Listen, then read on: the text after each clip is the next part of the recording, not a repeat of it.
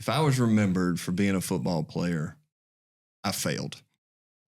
But what I deem success is literally standing in front of my Creator and saying I did as much as I could with what I was given, and for him to look back at me and say, yes, you did. You left nothing out there. Well done, my good and faithful servant. Everything in between who we think we are when we stand before our Creator is what creates our legacy.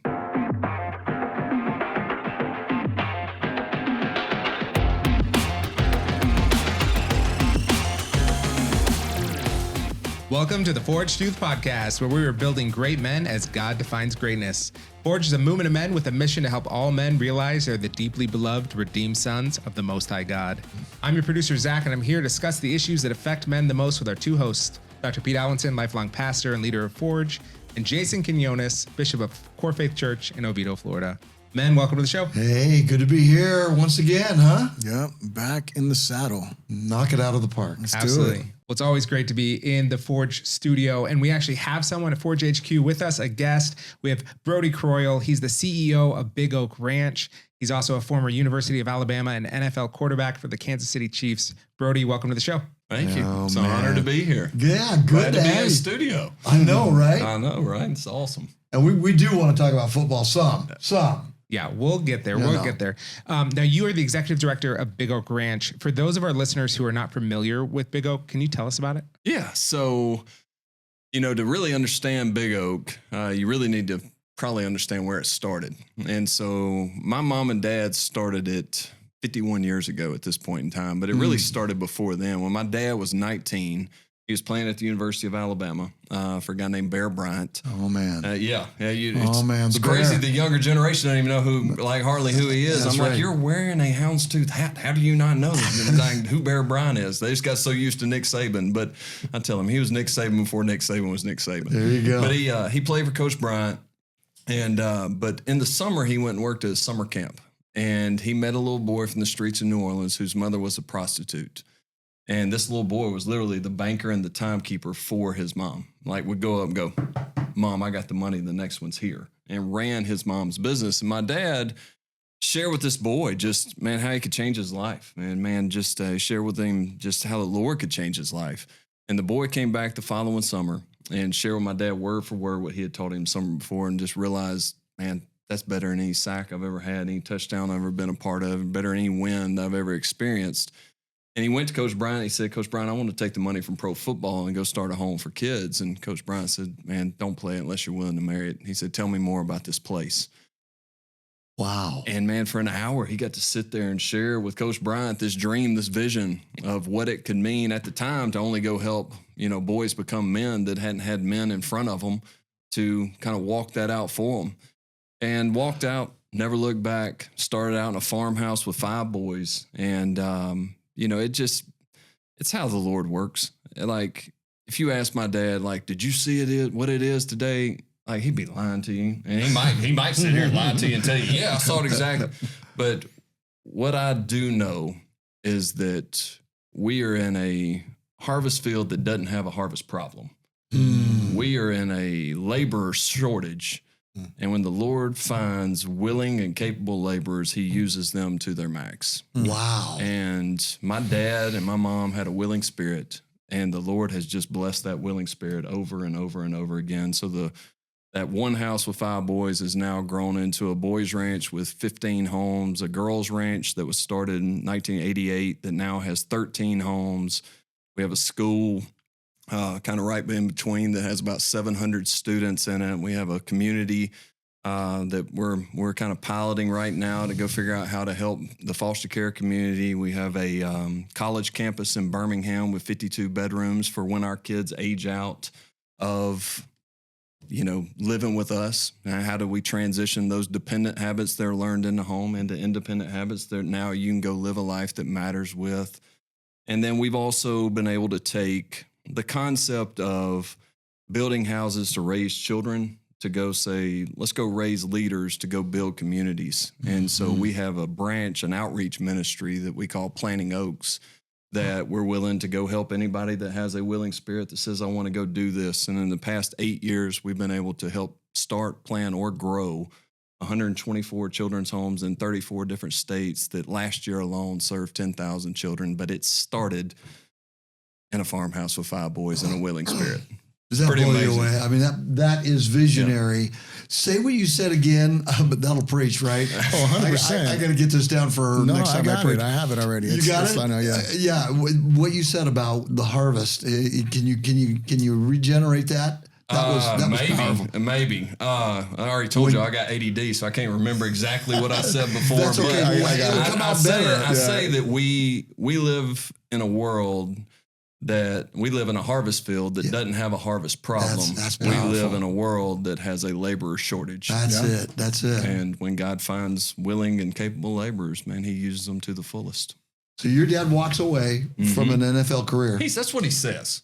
You know what? I don't have any proof that he actually could have played in the NFL. That might have been his out. He was playing for the Bear, That right? might have been I his actually out. walked away from an NFL career too. See, to be same exact thing.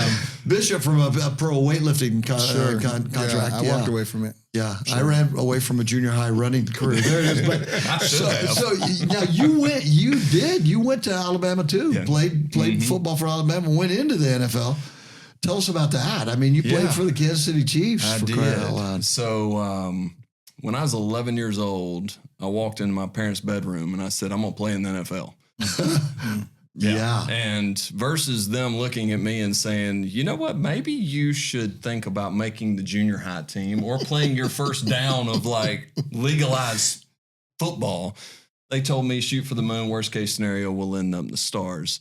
I'm ashamed to say that day is when football became my God. And, you know, football makes for a great goal. NFL makes for a great goal, but it makes for a terrible God. And what happened is what the enemy does is, you know, he makes it feel like he didn't tempt us with bad things, you know, as believers. Like we can see the bad things coming. We can kind of see that. What he does is he kind of shimmies us down this path of good things becoming bad things. And, you know, I was no different. And so, you know, I grew up in a great home. I traveled that path. I made it there, all those different things. But along that path, you know, kind of lost sight of what was important during that season. But if you look at me, I probably should have been a punter. You know what I'm saying? I don't exactly look like an NFL football player. I just tell people I was dumb enough to keep getting up because I've had 11 surgeries, 3 broken vertebrae, a punctured lung, a ruptured spleen, a dislocated jaw, and a partridge in a pear tree. So I've had I've had it all. What position did you I play? played quarterback. Oh my goodness. I played quarterback. When I shook her hand, I go, he still got it. You know, because I felt like you could throw me right away. And you know what? That's something that people don't understand. Like I'll have people now be like, man, could you work with my kid on throwing? I'm like, can he throw? They're like, I mean, I think after working with you, he probably could. I'm like, if the kid can't throw, he ain't a quarterback. Right. It is a God-given gift that you did absolutely nothing for. I can teach you leverage. I can help you with spacing. If you have the ability to retain a lot of information, I can help you learn how to retain that information and process it really, really quick to where you can split second make decisions on a play maybe called hop fit to strip straight tight zip, scout right chip, 525 F post H swing, alert 40 belly, kill 50 gut on 2. I can help you in a short amount of time. But if you can't throw, I can't help you. It's like, you're serious. Like, you can't help us. Like, no, I can't help you. Wow. And it was one I did nothing for. Yeah. Like my youngest son did nothing for it. He's 11 years old. If you gave him a football, he could probably throw it through a car wash without it getting wet. Yeah, Like, wow. He He's got a played rope, his huh? first Boom. Pee Wee season this year and threw for 3,000 yards and 34 touchdowns in 10 games. Okay. He did nothing for it. Now it's, you know, it's now what you get to do as a dad is like, man, how do you shepherd the gift? Yeah. And how do you teach him to return that gift back to the giver versus doing what I did and took that gift for myself? Wow. But you didn't leave it there. You said you made NFL your God, but then what happened 5 years in? So 5 years in, man, it actually didn't happen 5 years in. 5 years in is when that journey ended. I say now a godly woman can change the ways of her man without ever uttering a word. My wife is living proof of that. You know, I grew up with the best parents that there was. I grew up in ministry. I made football, a lowercase God. I went to great lengths just because I am a rebellious spirit to make sure that people knew that my name was Brodie Croyle and not John Croyle's son. Gotcha. You can use your imagination there. Yeah. Somehow my wife still married me. And I'm sitting and when people ask me my Jesus story, I don't know if you were asking me that or not, but I'm sharing it with you. I was in my second year in the NFL. We had been married for a short amount of time, and I'm sitting there and I'm competing for a starting job in the NFL. This dream that I've had since I was 11 years old. And so, when you are doing this, you bookend your day with darkness. I mean, I would get to the complex before it was, sun came up. I wouldn't leave until 8, 9 o'clock at night because one of the things you can do is you can be prepared and you can prove that this matters to you. That's right. And at night we get home and she'd have a Rachel Ray prepared meal. She didn't know how to cook at the time. So literally she would watch Rachel Ray in the morning, go to the grocery store, buy everything Rachel Ray said, and she would have it prepared for our 8 or 9 o'clock supper. And I later had to remind her, like, baby, we're feeding 2 of us, not 8 of us. Yeah. But my dad was like, son, do you want her to cook? Then shut up. Yeah. Just let her do it and she'll learn out rations later. But, then at night we get in bed and, man, I'm the quarterback. I'm the leader. I'm the one that's trying to accomplish my goal. And so I would get my playbook back out because I need to know if they're in an under front with a mic in this position, that this is my check. Or if they're in an over front with a strong safety roll down, this is my check. It never ends. So, you're constantly studying. And one night I just was sitting there and I was studying my playbook, my God. And I looked over and she's sitting there and she's reading her Bible, studying her God. And I tell people, not everybody gets the picture that I got, that I'm sitting here and I'm reading what has consumed my life. And if you ever want to wonder, like, hey, if people are listening to this, like, how do you know if something's your God? Did all your time, did all your energy, does all your resources, most importantly, does all your thought go into it? It's your God. Yeah, totally. And she was sitting Everybody's there. religious. Yes. And she's sitting there reading hers. And I literally had to shut my playbook and look at her and say, I'm sorry, I'm not the man that you thought that you were marrying. But I want to spend the rest of my life trying to become that man. Wow. And that's honestly when my relationship with God began. I checked a lot of religious boxes up to that point. But, man, that is when the Lord said, man, I'm going to call you to be the man that I've created you to be. And it's amazing how all those things that you do along the way that got you to that point, man, God works all things for the good, right? Yeah. So he used all those things, man. I learned how to lead during that season. I learned discipline during that season. I learned how to establish habits during that season. I just wasn't using them all in the right way. And so that's when my journey began. We finished playing there. And about 18 months after we finished there, we came back to the ranch, and we've been there ever since. And unless God calls me home, we'll be there until that day. Wow. Well, that's good. So, I mean, that brings us to, you often talk about your whys and moments in your life. And so could you kind of share what that means and what those are for you? Yeah. So, your why gives you purpose, right? And it's amazing how much God uses the moments of our life. And, and what all of us get to do, people are always asking us, like, man, how do I find purpose? How do I find meaning? How do I find, like, hey, if you ever want to know what's in front of you, audit what God's already given you. Like, audit your past to find your purpose. And it's amazing what he'll show you that he was using all along. And, it's kind of like a game. If we want to keep down the football path, like there's plays and games that define the outcome. Could be good, could be bad. But are you ready for that moment? And how did that moment shape you? You can learn from a win, you can learn from a loss. So how did God use those moments? It's the same in life. Why give my life to a place called Big Oak Ranch and kids that, man, I'd never met before? That's and like, why give my life to it? because I've seen the fruit of it. When I was 5 years old, I was standing at the front of the administration building at the boys' ranch, and this old beat-up truck pulled up. And this guy gets out, and he's smoking a cigarette, and he throws it down, he stomps it out. And he walks up, and he looks at my dad, and y'all need to get my dad on this. Like, he would be a riot for y'all. But he's about yay tall. He's like 6'6", got this big old white head now. He looks like a Q-tip with ears at this point in time, like this big old head. But I got my arm wrapped around his leg, and he walks up to my dad. He goes, "You the man in charge?" My dad goes, "I reckon." He said, "Well, I got a new girlfriend. She told me I got to pick. It's either her or my boys." He said, "So if it's all right with you, I'm going to leave my 3 boys with you." No. And so out they get. 11-year-old Travis gets out, says, "No more fighting, no more getting beat up." He said, "No more going hungry." He said, "This sounds pretty good to me." He said, "I'm in." And so he went inside and started playing basketball with the other boys. 10-year-old Michael gets out, said, "I told y'all he was going to leave us." And he took off running, took our social workers hours, catch him, bring him back, let him know everything was going to be okay. And then my moment got out, my play, my why, my first why got out. And he realized what was going on, and he jumped up and he put his arms around his daddy's neck. He says, "No," he said, "you can't leave me the same way Mom did." I don't remember a lot of things from my childhood, but I vividly remember my dad reaching around. He peeled this little boy's hands off, and he's kicking and he's screaming and he's crying because his dad's about to leave him the same way that his mom did.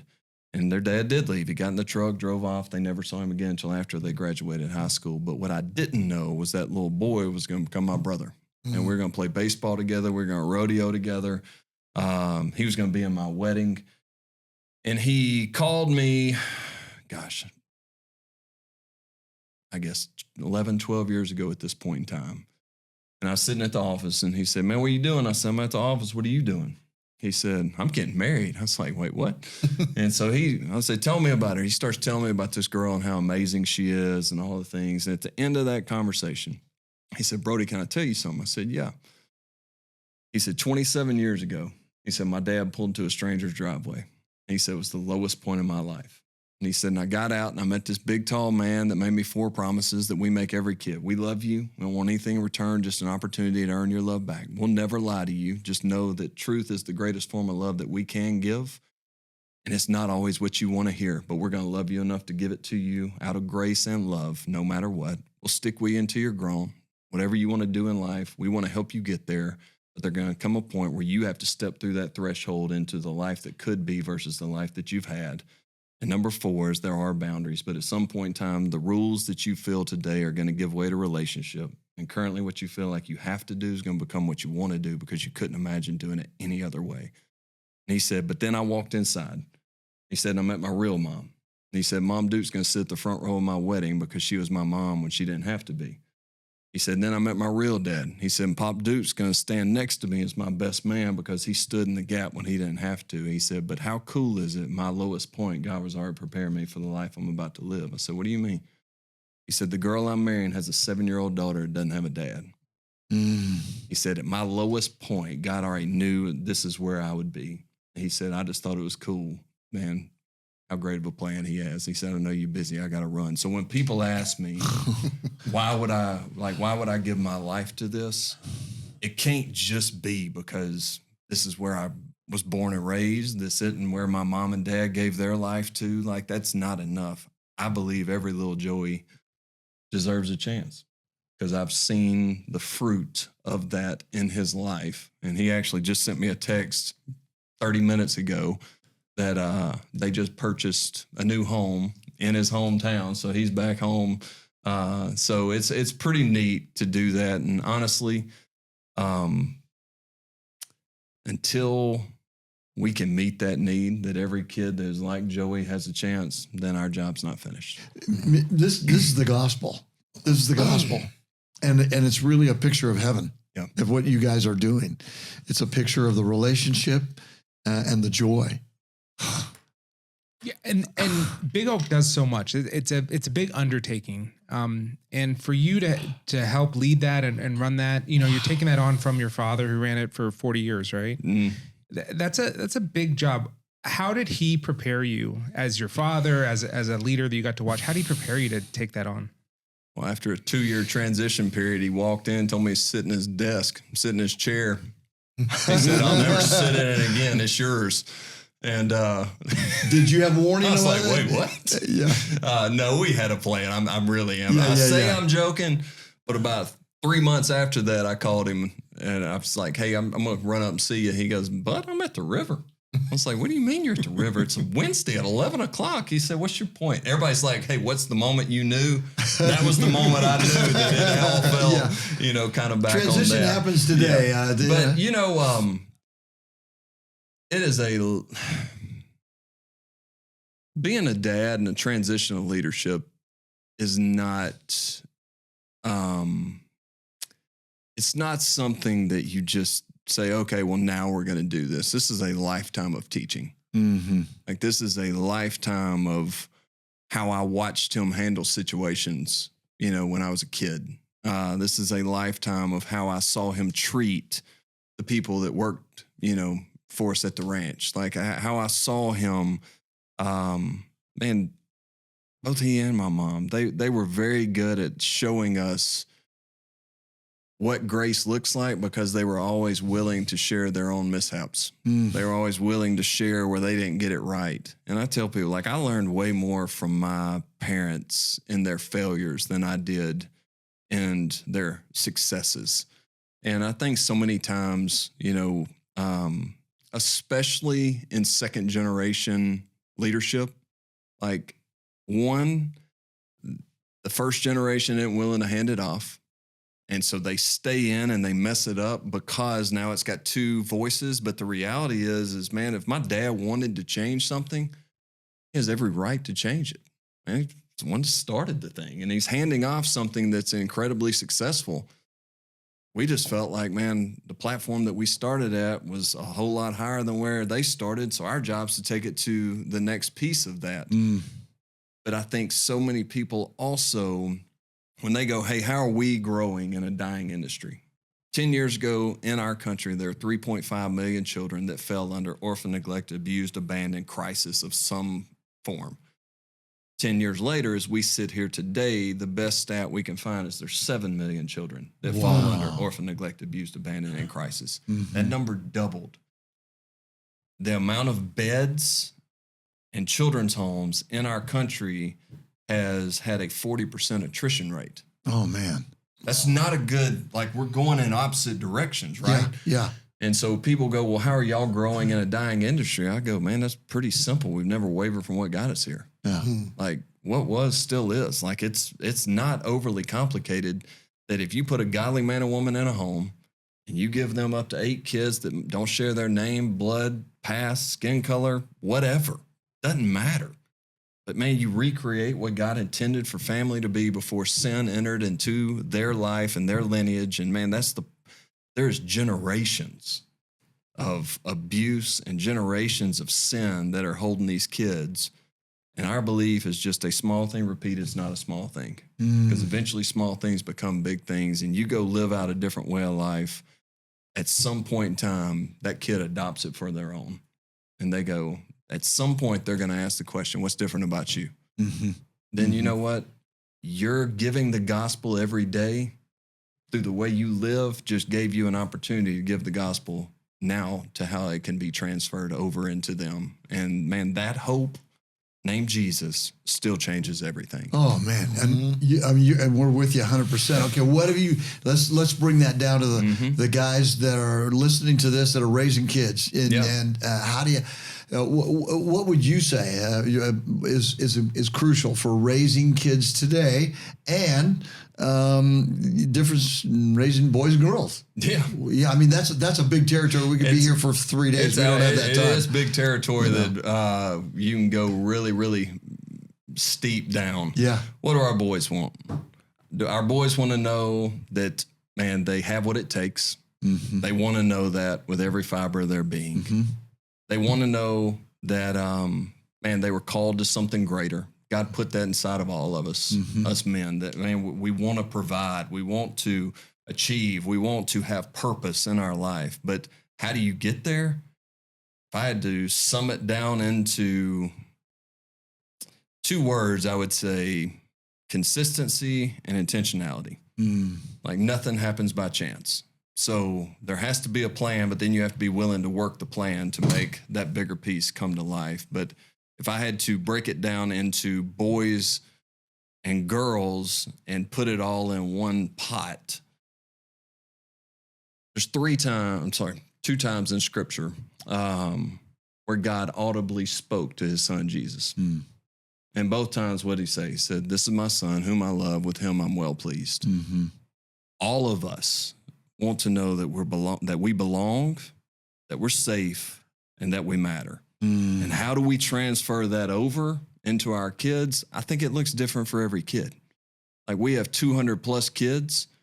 Like, take that example I used earlier of the 3 boys that got out of the car. Well, one got out and he said, "I will go play basketball to other kids." You know why? Because he had been the man of the house and he was the alpha. And he was the one that was sitting there going, "Finally, I don't have to feed them. I don't have to take care of them. I don't have to do that. I'll go play basketball." What did the middle one do? The middle one took off running. In a world of fight or flight, he's the one that went, "All right, I'm going to fly this way." You can't raise those 2 kids the same. Nope. Like, we have, 30 sets of house parents. And the reality is we have some that are disciplinarians. We have some that are just so grace-filled and just go with the flow, because if we get a kid that has lived in a very hostile place, the last thing they need is one more military instructor in front of them. Yeah. They need someone to go, "Man, it's okay to fail. Just fail falling forward. Like, just keep doing the same thing." But if we have one that had never had any structure in their life whatsoever, man, we're going to put them over there. I got 2 boys. I got one that struggles with perfection. Like, he wants to be absolutely perfect.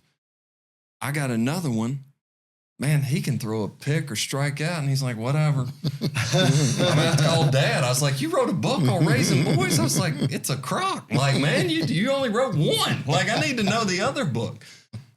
Here's what I know about kids. If kids know that you care, man, and you'll have an intentional plan, and you will work that plan with consistency, that kid will forgive you when you get it wrong. That's right. Like, they don't want your perfection. They want your participation. Man, that is so true, because my kids had to forgive me a lot. Yes. And I know it's true. But, man, raising kids isn't overly complicated. But, man, it's hard. Yeah. It's really, really hard. Wow. My mother told me, she said, "It's going to be the most consistently unrewarding job you've ever had in your life."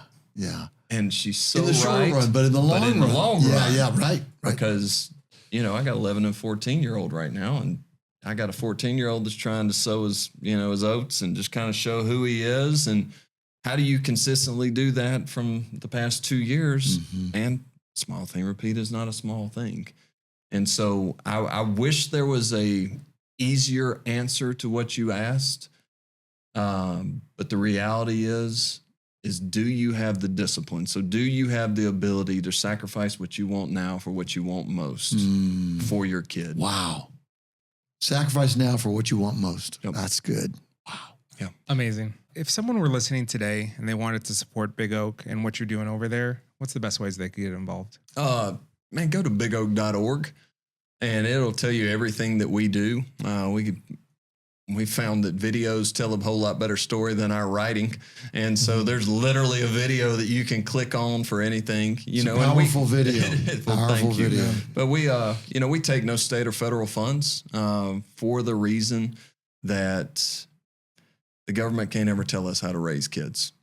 They don't do a good job of that anyway. So there you go. But, if you want to learn more, get on there. And, obviously we would love support in that capacity. But, man, God's always been so faithful. But there's a whole lot more than just giving. Absolutely. Man, if you want to, be a part of our intercessory prayer teams, if you want to learn how to volunteer, if you feel a calling to more, like if you feel a calling to say, hey, either I've been a parent or I hadn't been able to be a parent or I already am a parent, like it's the mission field at the end of the day.